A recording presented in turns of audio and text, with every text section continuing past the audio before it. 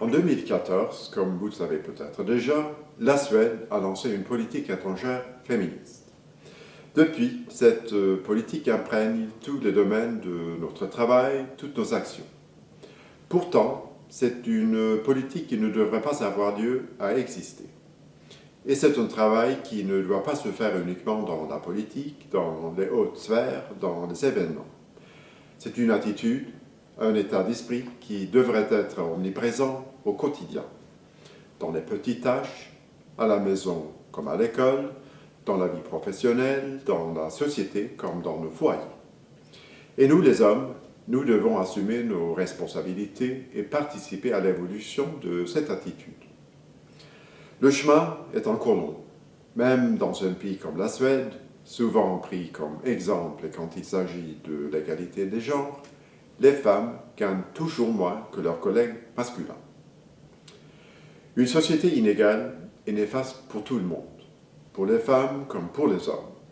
C'est ensemble que nous pouvons faire avancer les choses. Voici pourquoi nous avons organisé cette série de discussions sur le thème de l'égalité des genres, en collaboration avec l'association Women Up, en partant d'un point de vue masculin. Je vous invite à les regarder et de réfléchir comment nous œuvrons pour un monde plus égal. Car l'égalité n'est pas seulement une affaire de femmes. Nous savons tous et toutes à y gagner.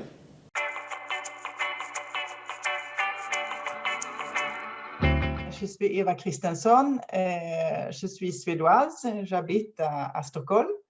J'ai vécu autour de 10 ans en France, dans différentes périodes de ma vie. J'ai aussi vécu 3 ans aux États-Unis. Comme personne, je suis positive et assez spontanée et aussi très curieuse. J'ai une maîtrise d'économie internationale de l'université d'Uppsala et c'était aussi avec la langue française. Donc, je suis déjà à cette époque francophile. Et j'ai 2 enfants, un garçon et une fille. Ils ont tous les deux autour de 20 ans aujourd'hui. Et avec mon travail, je travaille comme directrice de communication au sein d'une société française qui s'appelle Sodexo, que je vais expliquer un peu plus tard quel genre de société c'est. Voilà, et Frédéric, pour toi. Super, merci Eva. Bonjour à toutes et à tous.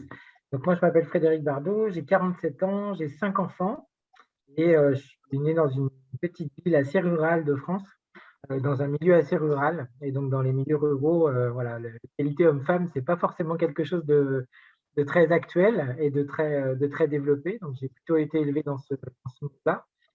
Et c'est au fur et à mesure voilà, de mon éducation et de mes rencontres et du fait que j'ai quitté cette petite ville pour aller faire des études à Toulouse, puis après à Paris, puis dans le monde professionnel, que j'ai pris conscience au fur et à mesure de ces aspects-là.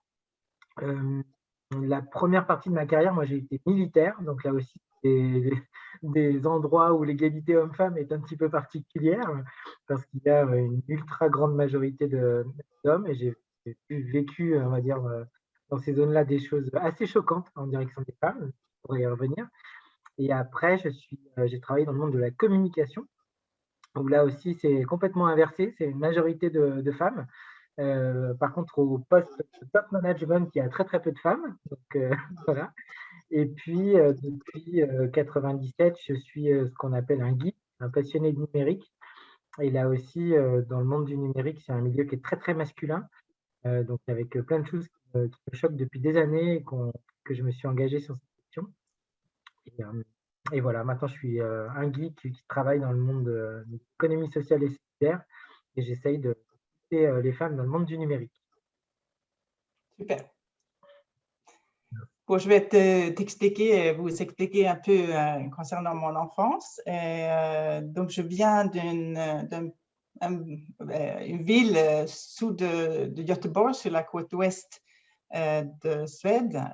Göteborg, c'est la deuxième ville de taille en Suède. Et mon enfance était très harmonieux et joyeux, je dois dire. j'avais des parents qui s'aimaient beaucoup et ça, c'était bien sûr parfait pour nous, les enfants. Et on est 3 enfants. J'ai un frère et une sœur. Je suis au milieu. Et mon père, il était ingénieur de l'université et ma mère, elle avait pas aussi grande possibilité de s'informer. Donc, elle a passé une école publique pour devenir infirmière. Et après, donc, nous, les 3 enfants, on est rentrés dans le contexte avec ces jeunes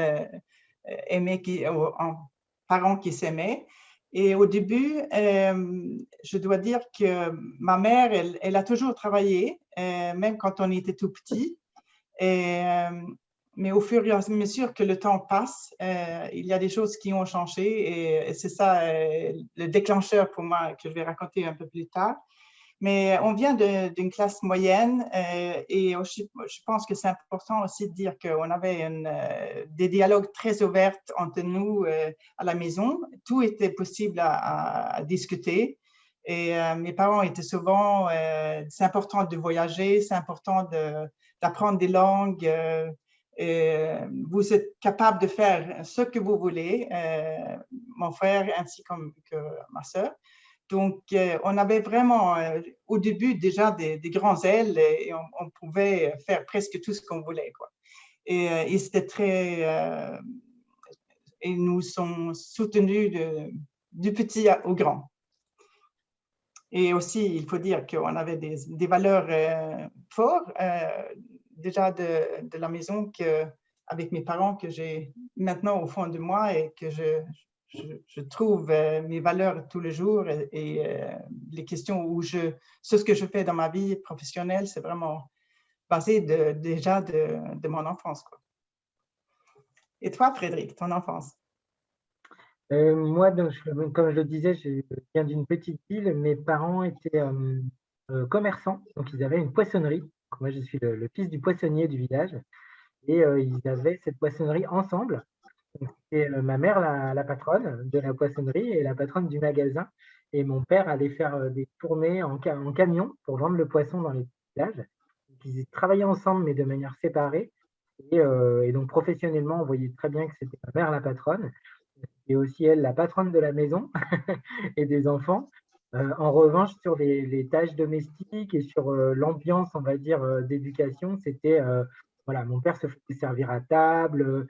C'était une expérience c'était très, très viril, très rural, bienveillant, mais quand même, voilà, les hommes et les femmes, c'est pas la même chose. Il y a des hiérarchies sur le travail domestique, c'est complètement asymétrique. Mais c'était là aussi plutôt des libéraux. Donc, il n'y avait pas d'influence religieuse. On a été élevé voilà, dans la liberté aussi.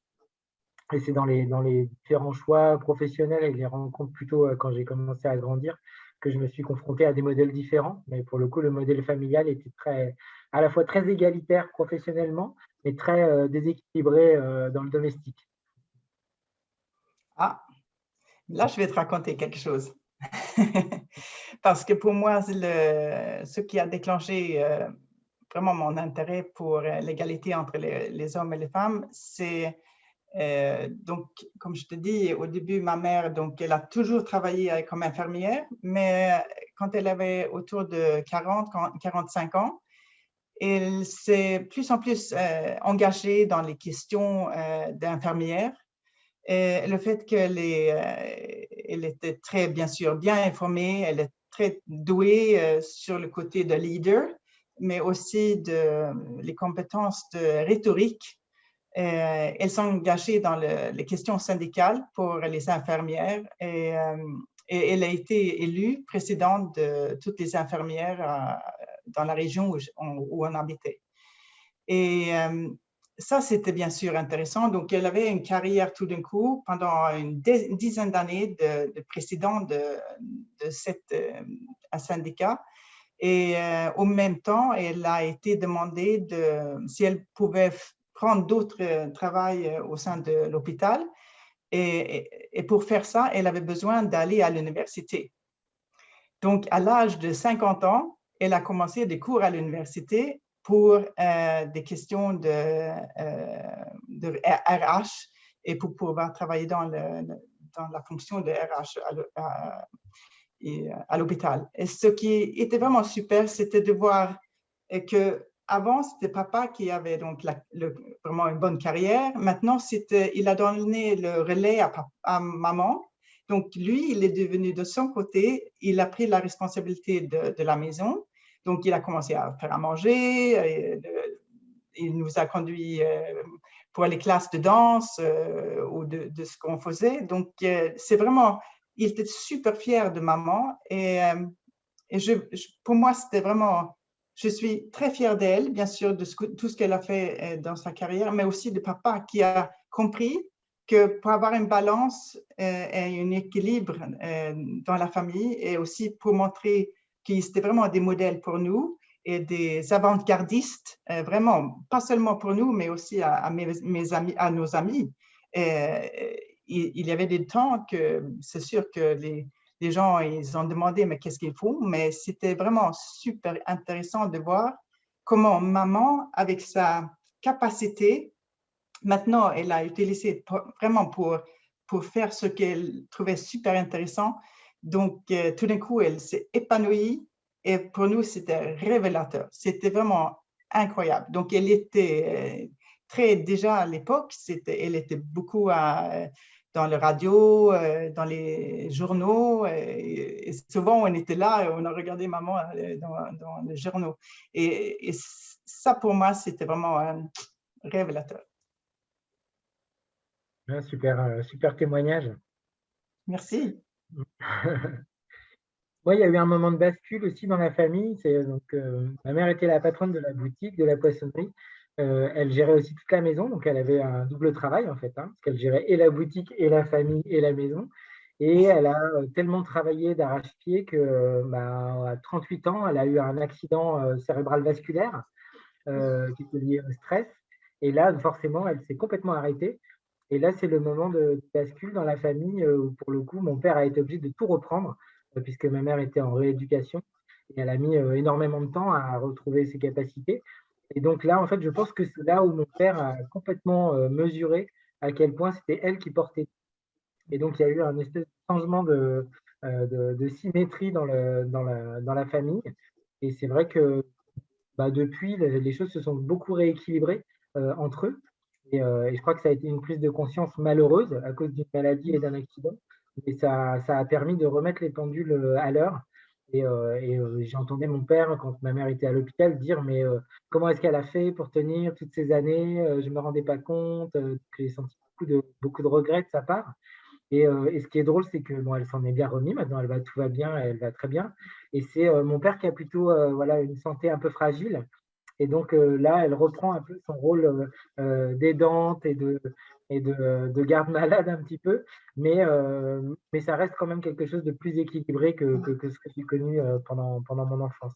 Donc moi, j'ai eu l'image d'une femme extrêmement forte qui était capable de tout porter, mais qui un jour s'est écroulée du jour au lendemain. Et ça, c'est vrai que ça m'a beaucoup marqué, parce que c'est pas la seule, hein. Il y a beaucoup de femmes qui ont des parcours comme ça. Et après, c'est plutôt effectivement quand j'ai quitté le giron familial que là, je suis sorti un petit peu de ma petite bulle et que j'ai vu que le monde, en fait, en tout cas en France, était très asymétrique comme ça. Et en fait, il y avait effectivement des positions très marquées entre les hommes et les femmes et une domination claire des hommes sur les femmes. Et donc là, ça a commencé à m'interpeller au fur et à mesure. Donc, j'ai pensé de te raconter comment ça se passe un peu en Suède. Et donc, d'abord, je peux donc dire que la Suède a été le premier gouvernement féministe et on a au moins 50% donc de femmes qui sont ministres dans le gouvernement. Et ça, c'est bien sûr intéressant. Et après, donc, l'égalité des sexes est primordiale pour atteindre les buts, les objectifs que le gouvernement ont. Et pour l'égalité, donc, on suit l'ONU concernant les 17 objectifs globaux pour 2030. Et l'objectif 5, c'est bien sûr pour l'égalité. Et là, en Suède, on a 6 sous-objectifs. Et on peut dire que c'est vraiment donc, c'est concernant influence, économie, santé, éducation, travail et intégrité corporelle. Ça veut dire que, et je pense vraiment que la Suède travaille énormément pour l'égalité. Et je pense aussi que la Suède veut se montrer comme pays, comme un genre de role model, inspirateur pour d'autres pays, et que franchement, de ne pas regarder toute cette population, c'est vraiment c'est dommage.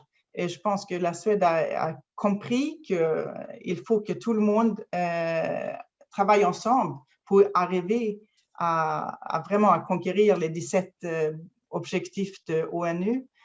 Autrement, on ne va pas y arriver. Et un préalable pour le faire, c'est vraiment de travailler également entre les sexes. Et je pense aussi, bien sûr, je suis fière de ce côté-là de la Suède, mais je sais à la fois qu'il y a beaucoup de choses à faire encore. Je pense, par exemple, sur le côté d'être des CEO, des présidents de différentes entreprises, surtout sur le côté au secteur privé.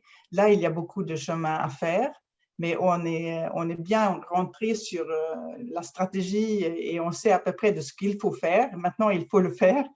Mais le secteur public, par exemple, ils ont arrivé un peu plus loin par rapport au secteur privé.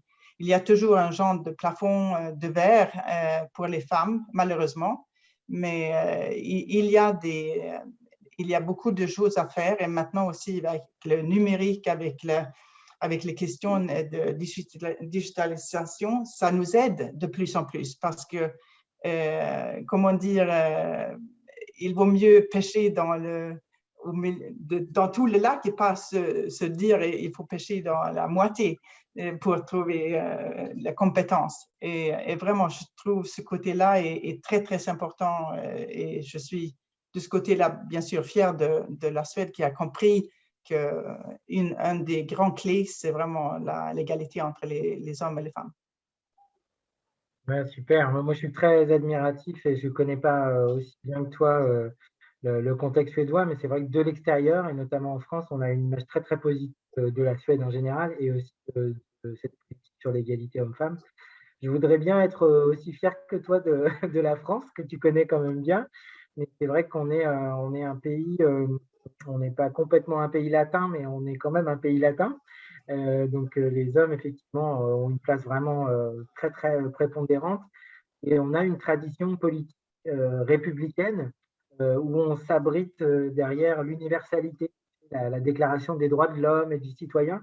On dit toujours l'homme, c'est avec un grand H, et donc c'est universel. Mais en fait, c'est pas du tout universel, c'est très, très genré.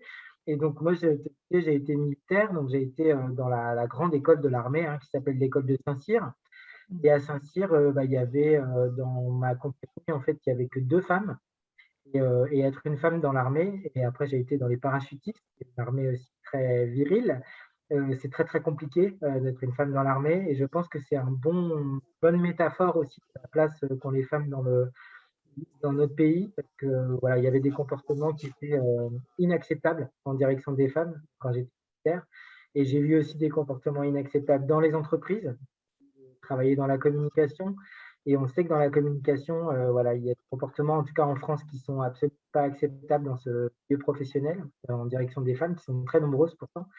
Et puis, après, dans le monde politique, là aussi, c'est vrai que j'envie beaucoup la situation suédoise parce que en France, on sait faire des lois, on sait déclarer des choses, mais les faits sont têtus et la réalité a du mal à changer. Et c'est pas parce qu'on a une certaine parité sur des listes électorales ou qu'on a voté des lois pour qu'il y ait plus de femmes dans les conseils d'administration que la situation a vraiment changé. Vraiment, la France et tous les lieux de pouvoir sont aux mains des hommes. Et plus on monte haut dans la hiérarchie du pouvoir, plus c'est masculin. Et ça, c'est vrai que c'est désespérant parce que je voudrais que ça aille plus vite. Moi, je crois beaucoup aux quotas, je crois aux obligations. Je ne crois pas qu'on peut changer la culture de 15 siècles d'un pays comme ça sans changer la loi et sans forcer les choses. Une fois qu'on force les choses, après, c'est évident pour tout le monde. Mais si on attend que ce soit volontaire, je pense que ça n'ira pas assez vite. Et après, dans le numérique, donc, qui est mon monde professionnel, c'est un boys club. C'est vraiment, voilà. Et mon entreprise est présente dans plein de géographies. Et en fait, au Maghreb, en Afrique ou en Inde, c'est complètement différent. Les femmes ont leur place dans le numérique, donc on voit bien que c'est culturel, que c'est une tradition et que la culture, on la change que quand on est très, très volontariste. Et je ne sens pas trop la France être, en tout cas, aussi volontariste que la Suède. Donc, je suis ouais, très admiratif et très humble par rapport à ça, parce que c'est des sujets dont je trouve qu'on en parle beaucoup, mais qui progressent peu. C'est un peu Oui, dur. il a du travail, hein. Bon, je voulais te raconter comment je fais dans ma vie, à côté de ma vie professionnelle, un peu ce que je fais pour travailler avec l'égalité. Donc, d'abord, je suis maman, j'ai élevé mes enfants seule. Leur papa est français, donc on est proche de cœur, mais on s'est divorcé et il habite en France. Et donc, malheureusement, il y a de distance physique, mais pas du cœur, quoi. Et en tout cas, je suis très, très fière de mes enfants, bien sûr, mais je pense que comme parents, on a aussi une grande responsabilité d'éduquer aussi bien les garçons comme les filles, qu'on est mieux ensemble. Et il faut partager les tâches, il faut partager tout ce qui est bon et tout ce qui est moins bon aussi, mais c'est seulement en travaillant ensemble qu'on peut résoudre les choses. Et j'ai toujours laissé les deux enfants vraiment écouter leur cœur pour atteindre leur chemin. Et j'ai essayé vraiment de dire que voilà, il faut faire comme ça ou d'une autre manière. Donc, pour ça, bien sûr, je suis fière. Et après, une autre chose que je fais, quand j'ai fini mes études à Uppsala, j'ai rencontré des femmes superbes et j'ai dit, mais il faut vraiment qu'on commence un network, un réseau de femmes.